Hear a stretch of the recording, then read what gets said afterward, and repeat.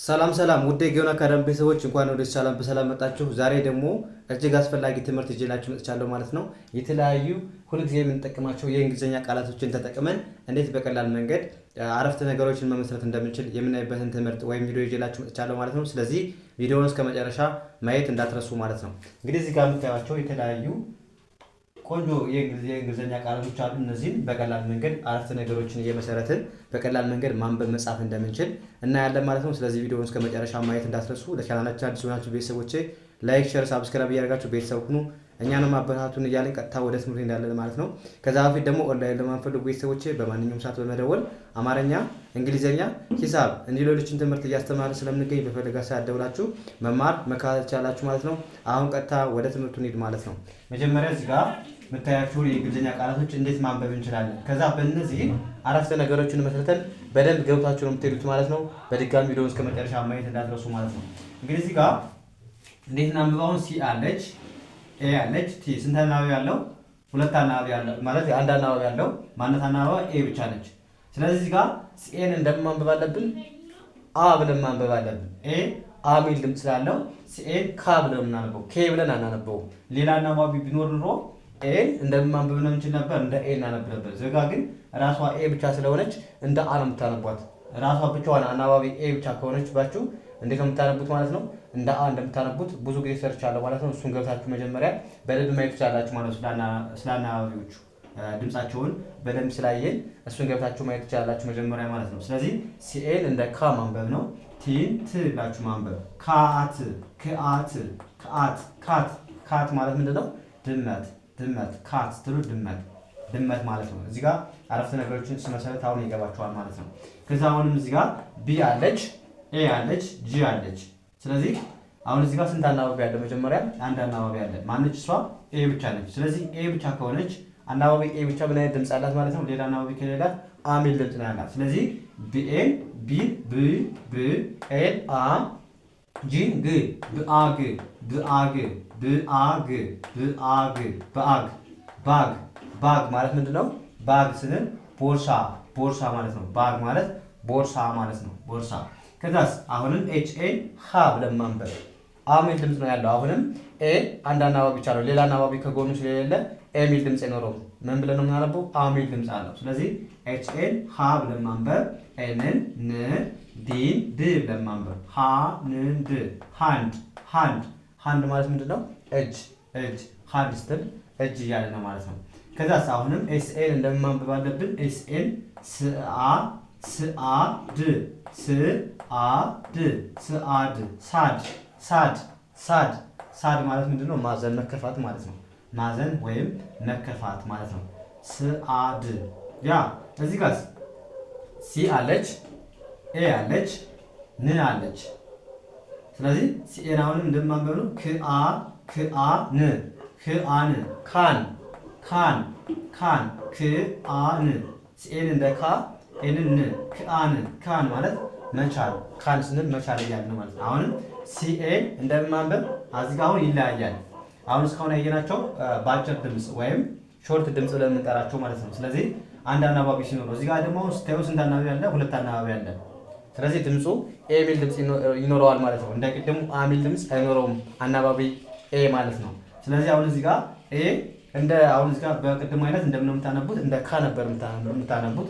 እዚህ ጋር ግን ድምፁ ይቀየራል። ምክንያቱም ይቻ አናባቢ ያለች ኢ ስላለች ድምፁ ሎንግ ይሆናል ማለት ነው። ስለዚህ ሲኤን እንደምን ማንበብ አለባችሁ? ኬ ብላችሁ ማንበብ አለባችሁ። ኬ አሁን ኬ እና ኤን ኬ ብለን ማንበብ። ኬክ ኬክ ኬክ ኬክ ኬክ ማለት ምንድነው? ኬክ ራሱ ኬክ ነው ማለት ነው። ስለዚህ ስታነቡ ኬ ኤ ሚል ድምፅ አለው አይደል? ከቅድሙ ልዩነት አለው። ቅድም ግን ስታነቡ አንድ አናባቢ ብቻ ስለሆነ አ ሚል ድምፅ አለው። አሁን ደግሞ ምን ብላችሁ ያነበባችሁት? ኤ ሚል ድምፅ አለው ማለት ነው። ስለዚህ ሲኤን ኬ ብላችሁ አነበባችሁ። አሁንም ኬና ክን ኬና ኢን ኬ ብለን ማንበብ። ኬክ ኬክ ኬክ ማለት ኬክ ነው። ይዛስ አሁንም በተመሳሳይ ጂኤል እንደ ጋ ነው የምናነበው ወይስ እንደ ጌ? እንደምን ነው የምናነበው? እንደ ጋ ነው የምታነቡት። ምክንያቱም አንድ አናባቢ ነው ያለው። ይቅርታ ሁለት አናባቢ ነው ያለው። ስለዚህ ሁለት አናባቢ ከሆነ ምን ድምፁ ይረዝማል ማለት ነው። ድምፁ ይረዝማል ማለት ነው። ስለዚህ ጂኤን ጌ ብላችሁ ማንበብ ነው። ጌ ኤምኤን ም ብለን ማንበብ። ጌ ኤም ጌኤ ም አያችሁ ኤ ሚል ድምፅ አለው ማለት ነው። ቅድም ቢሆን አ ብለን ነበር ያነበብነው እንዳቀድሞ ቢሆን ማለት ነው። አንድ አናባቢ ብቻ ሲኖረው እዚህ ጋር ሁለት ሲሆን ድምፁ ራሱ እንግሊዘኛውን ኤ ብለን መጥራት አለብን። ስለዚህ ጂኤን ጌ ኤምኤን ም ጌም ጌም ጌም ማለት ጨዋታ ማለት ነው። ጌም ማለት ጨዋታ ማለት ነው። ስለዚህ እዚህ ጋርስ አሁን ቲን አለች፣ አሁን አር አለች፣ ት አላችሁ። አር ኤን እንደ ራ ሳይሆን እንደ ሬ ነው የምታነቡት፣ ምክንያቱም ሁለት አናባቢ ያለው ድምፁ ስለሚረዝም ማለት ነው። ስለዚህ ቲን እንደ ት፣ አር ኤን ሬ፣ ኤንን ን፣ ትሬን ትሬን፣ ትሬን ትሬን። ትሬን ምንድን ነው? ባቡር ማለት ነው። ትሬን አያችሁ፣ ኤ የሚል ድምፅ አለ አሁንም ማለት ነው። ያ እዚህ ጋር ሳሁ ምን አለ? ፕ ኤልኤን ሌ ኤንኤን ን፣ ፕሌን ፕሌን ፕሌን ፕሌን ፕሌን ምንድን ነው? አውሮፕላን ማለት ነው። አውሮፕላን ኤርፕሌን ማለት ነው ፕሌን ስንል። ስለዚህ ፕሌን ፕሌን። እዚህ ጋር ኤልኤን ሌ፣ ኬኤን ኬ፣ ሌክ ሌክ ሌክ። ኤልኤን አሁን እንደ ላ ሳይሆን እንደ ሌ ያነበብናት ኤ የሚል ድምፅ አላት ማለት ነው። ሌ ኬኤን ኬ ሌክ ሌክ ማለት ምንድን ነው? ሐይቅ ማለት ነው። ሐይቅ። ስለዚህ በቀላሉ እንደዚህ ማንበብ ትችላላችሁ ማለት ነው። እዚህ ጋር መጀመሪያ ያነበብናቸው እነዚህ አምስቶቹ ምንድን ናቸው? አናባቢ በምን ናቸው የተጻፉ ማለት ነው? በሾርት ነው ስናነበው ኤ። አሁን ያየን ምንድን ነው? በአናባቢ ኤ የተሰሩ ናቸው ማለት ነው። በአናባቢ ኤ የተሰሩ ቃላቶች ናቸው አሁን እነዚህ። ስለዚህ ስታነቡ አንድ አናባቢ ብቻ ሲኖረው ኤ ወይም በሌላ አባባል ኤ ብቻ ከሆነ ከጎኑ ሌላ አናባቢ ከሌለው፣ አሁን ከቃሉ እዚህ ጋር ካያችሁ አሁን ኤ ብቻ አለ፣ ሌላ አናባቢ የለም ማለት። ስለዚህ በዚህ ሰዓት ኤ ምን አይነት ድምፅ እንደሚሏት ማለት ነው? አሚል ድምፅ አላት ማለት ነው። ከጎኗ ግን እዚህ ጋር አሁን ሌላ አናባቢ ስላለ ኤ ያለች፣ ሌላ ኢ ያለች፣ ሌላ አናባቢ ከአምስቶቹ ማለት ነው። ስለዚህ እንደዚህ ሲሆን ደግሞ ኤ ምን አይነት ድምፅ አላት ማለት ነው? እራሷ እንግሊዝኛዋን ኤ ብለን እንጠራታለን ማለት ነው። በማንበብ በኩል እነዚህ ማንበብ ትችላላችሁ ማለት ነው። በዋናነት እንደዚህ ትይዛላችሁ ማለት ነው። አሁን በእነዚህ ደግሞ ቃላቶችን እንመስረት እስኪ። ቃላቶችን አረፍተ ነገሮችን ማለት አረፍተ ነገሮችን መመስረት እንችላለን ማለት ነው። ስለዚህ በዚህ መልኩ አንብቡ፣ ከዛ ፕራክቲስ አድርጉ ማለት ነው። በደንብ ስለ ተነባቢና ስለ አናባቢ በደንብ ስለሰራው ገብታችሁ መጀመሪያ እዩ። ዛሬ አረፍተ ነገሮችን በዋናነት አረፍተ ነገሮችን እየሰራ እናያለን ብዬ ነው። ቃላቶች ደግሞ አይጠፋችሁም። እንደዚህ አረፍተ ነገር እየመሰረትን ምናምን ከሆነ ቃላቶቹን በቀላል መንገድ መያዝ ትችላላችሁ ማለት ነው። አሁን እዚህ ጋር ካት፣ አሁን በካት እስኪ እንመስረት። ካት ምንድነው? ድመት አይደለ? ለምሳሌ ድመቷ ጥቁር ናት ስንል ምን ትላላችሁ ማለት ነው። ስለዚህ ምንድን እንላለን? ደ በሉ ደ ካት ትላላችሁ። ካት ድመቷ አላችሁ። ድመቷ ካት ኢዝ ብላክ ምንድን ነው? ብላክ ምንድን ነው? ጥቁር። ስለዚህ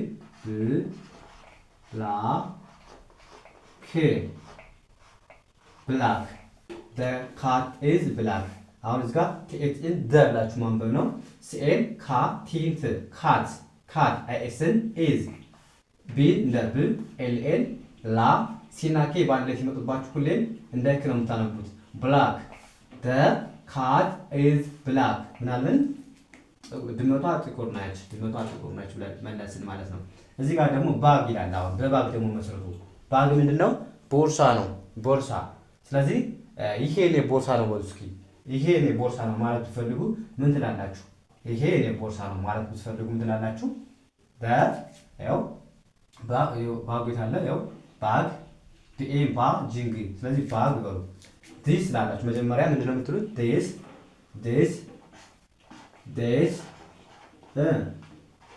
ኢዝ ማይ ባግ።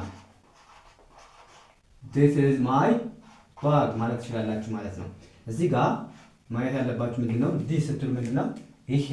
ይህ ለማለት ስትፈልጉ ዲስ ትላላችሁ ማለት ነው። ቲኤችአይን ዲ ኤስንስ ዲስ አይኤስን ኢዝ ብለን ማንበብ፣ ኤምዋይን ማይ፣ ቢኤን ባ፣ ጂን ግ ብላችሁ ማንበብ። ስለዚህ ባግ በአንድ ላይ ዲስ ኢዝ ማይ ባግ፣ ዲስ ኢዝ ማይ ባግ ምን ማለት ነው? ይሄ የኔ ቦርሳ ነው፣ የኔ ቦርሳ ነው አላችሁ ማለት ነው። እዚህ ስትሉ ይሄ ያላችሁ ነው ማለት ነው።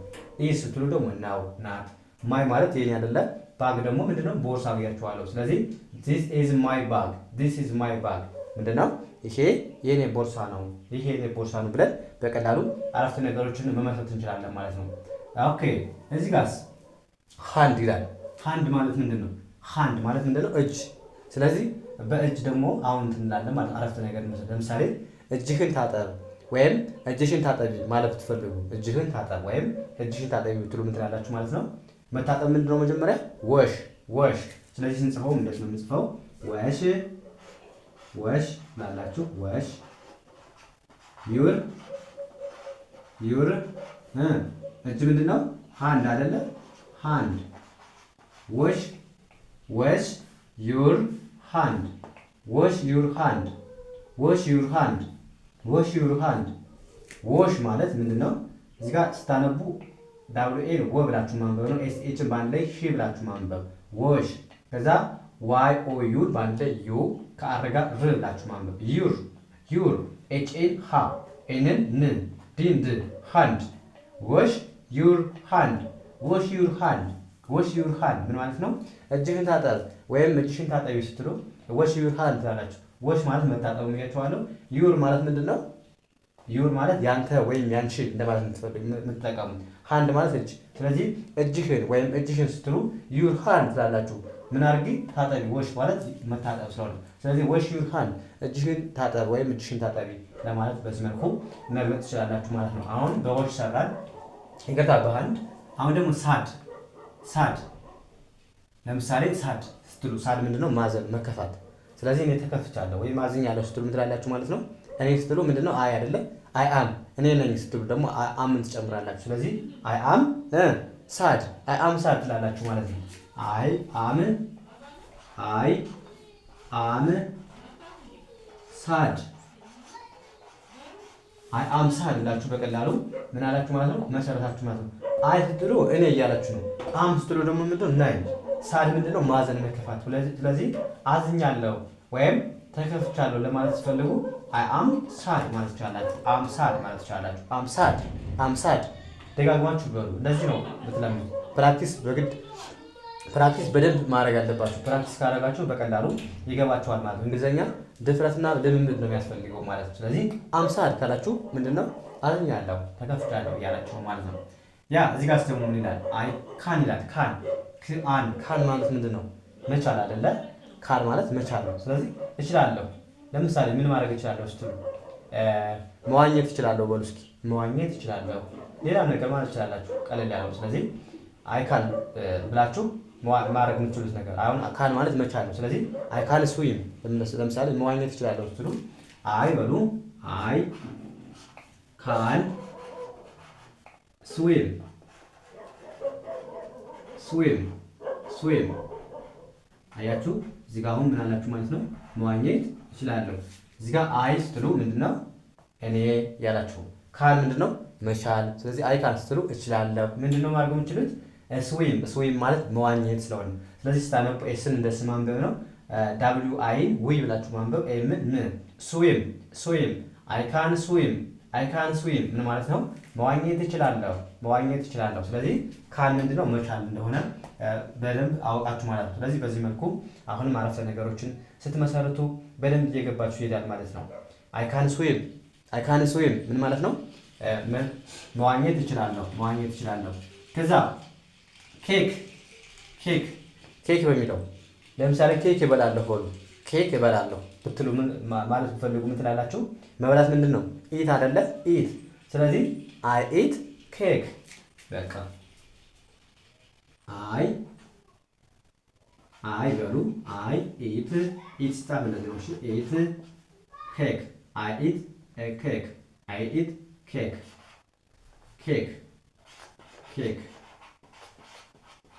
ምን በላው? አይ ኢት ኬክ እበላለሁ ነው። ገና አልበላችሁም። ብትበሉ ኑሮች ኤት ነው የምትሆነው።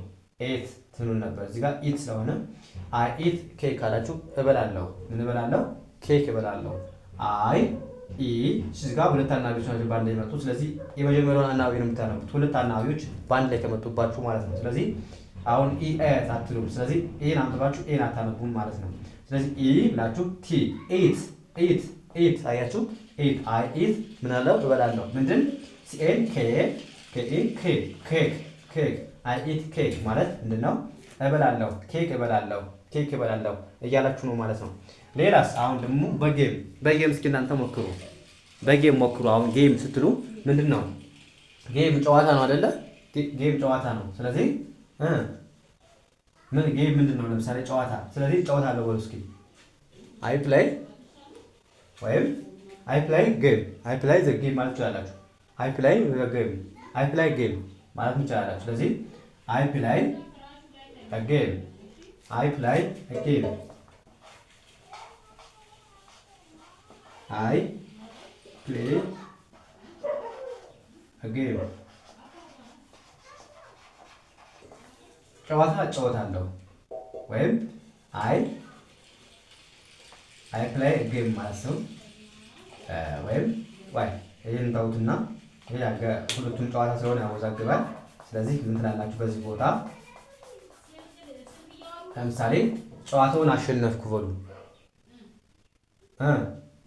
አም ዊን ዘ ጌም፣ አይ ዊን ዘ ጌም፣ አይ ዊን ዘ ጌም ጨዋታውን አሸነፍኩ ለማለት ስትፈልጉ አይ ዊን ዘ ጌም፣ አይ ዊን ዘ ጌም፣ አይ ዊን ዘ ጌም፣ አይ ዊን ዘ ጌም ስትሉ ጨዋታውን አሸነፍኩ፣ ጨዋታውን አሸነፍኩ። አይ ስትሉ እኔ ነኝ አይደለ? ዊን ማለት ደግሞ ምንድነው? ማሸነፍ ማለት ነው። ዊን ችናል ዳብሊው አይ ዊ ብላችሁ ማንበብ። ኤንን ን ዊን ዊን ቲኤችኤን ደ ብላችሁ ማንበብ። ደ ጂኤን ጌ ኤምኤን ን ጌም ጌም። ስለዚህ አይ ዊን ዘ ጌም፣ አይ ዊን ዘ ጌም፣ አይ ዊን ዘ ጌም ምን ማለት ነው? ጨዋታውን አሸነፉ። ጨዋታውን ዘ ጌም ስትሉ ጨዋታው እያላችሁ ነው። ጨዋታውን አይ ዊን ስትሉ ደግሞ አሸነፉ። ስለዚህ አይ ዊን ዘ ጌም ካላችሁ ጨዋታውን አሸነፉ፣ ጨዋታውን አሸነፍኩ ማለት ነው። ያ እዚህ ጋርስ አሁን ደግሞ ትሬን አለ። ቲን እንደ ት አርኤን ሬ ኤንን ትሬን ትሬን ትሬን ምንድነው? ባቡር። ስለዚህ ለምሳሌ ምን እንላለን? ባቡሩ ፈጣን ነው በሉ። ባቡሩ ፈጣን ነው ለማለት ምንድነው? መጀመሪያ ባቡር የሚለው አለ ትሬን። ስለዚህ ባቡሩ ስትሉ ዘ ትሬን ትላላችሁ። ዘ ትሬን ፈጣን ምንድነው? ፋስት። ስለዚህ ዘ ትሬን ኢዝ ፋስት፣ ዘ ትሬን ኢዝ ፋስት ምንድነው? ባቡሩ ፈጣን ነው፣ ባቡሩ ፈጣን ነው ማለት ትችላላችሁ። ስለዚህ ደ በሉ ደ ትሬን ኢዝ ፋስት፣ ዘ ትሬን ኢዝ ፋስት። አያችሁ ቲኤን ደ ብላችሁ ማንበብ። ሲን እንደ ት አርኤን ሬ አይን አናንባት፣ ምክንያቱም ሁለት አናባቢዎች ናቸው አንድ የመጡት።